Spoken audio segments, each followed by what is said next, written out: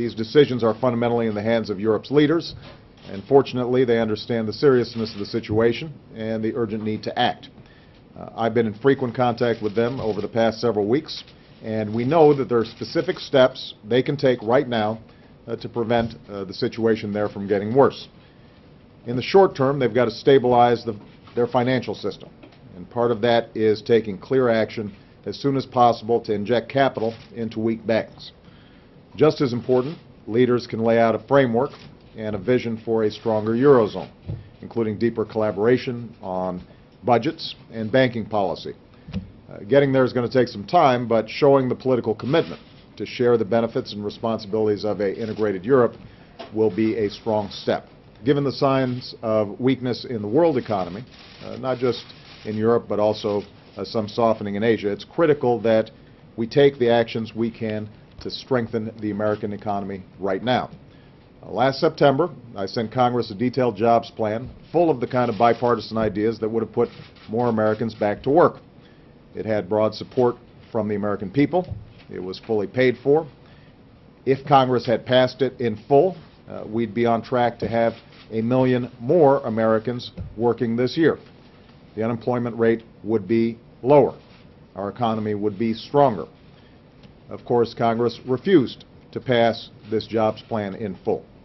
They did act on a few parts of the bill, most significantly the payroll tax cut that's putting more money in every working person's paycheck right now, and I appreciate them taking that action. But they left most of the jobs plan just sitting there.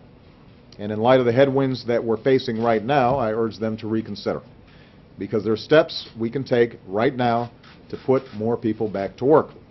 They're not just my ideas. They're not just Democratic ideas. They're ideas that independent, nonpartisan economists believe would make a real difference in our economy.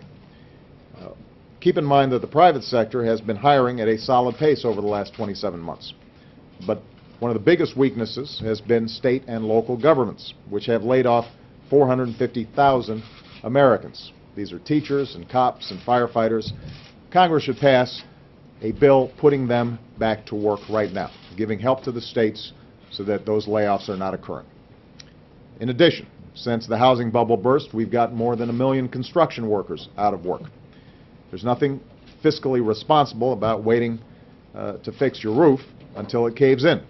We've got a lot of deferred maintenance in this country. We could be putting a lot of people back to work, rebuilding our roads, our bridges, some of our schools. There's work to be done. There are workers to do it. Let's put them back to work right now. The housing market is stabilizing and beginning to come back in many parts of the country, but there are still millions of responsible homeowners who've done everything right but still struggle to make ends meet. So, as I talked about just a few weeks ago, let's pass a bill that gives them a chance to save an average of $3,000 a year by refinancing their mortgage and taking advantage of these historically low rates. That's something we can do right now. It would make a difference. Instead of just talking a good game about job creators, Congress should give the small business owners that actually create most of the new jobs in America a tax break for hiring more workers. Now, if Congress decides, despite all that, that they aren't going to do anything about this simply because it's an election year, then they should explain to the American people why.